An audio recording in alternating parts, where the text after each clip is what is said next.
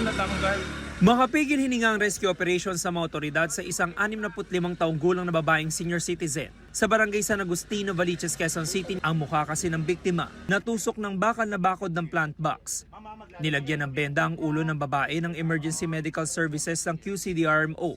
Kasabay niyan gumamit ng hydraulic cutter ang Special Rescue Force ng Quezon City Fire District para maputol ang bakal. Pagkatapos manu-manong tinibag sa pagkakasemento ang bahagi nito, hanggang sa tuluyan ng mailigtas ang biktima. Maingat siyang inihiga sa stretcher at isinugod sa ospital. Ayon sa BFP, tumagal ng halos 30 minuto ang rescue operations. Ang naging challenge lang po sa amin, syempre, nakatusok siya doon sa bakal. So hindi natin pwedeng basta-basta galawin.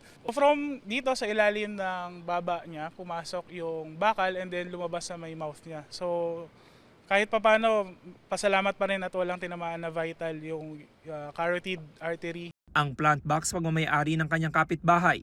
Ang sabi lang po ng witnesses na nandun sa paligid is kumukuha siya ng malunggay and then nahilo, then suddenly nadulas doon sa may gilid ng plant box. Sumailalim sa operasyon ng biktima para matanggalan ang nakatusok na bakal. May paalala naman ng BFP sa publiko kung sakaling mangyari ang ganitong insidente. Tumawag agad tayo ng otoridad at iwasan natin galawin basta-basta yung pasyente. So, i-stabilize lang natin, hawakan lang siya kung saan siya nakalugar, then hintayin natin yung otoridad na gumawa ng paraan para matanggal siya dito ng safe.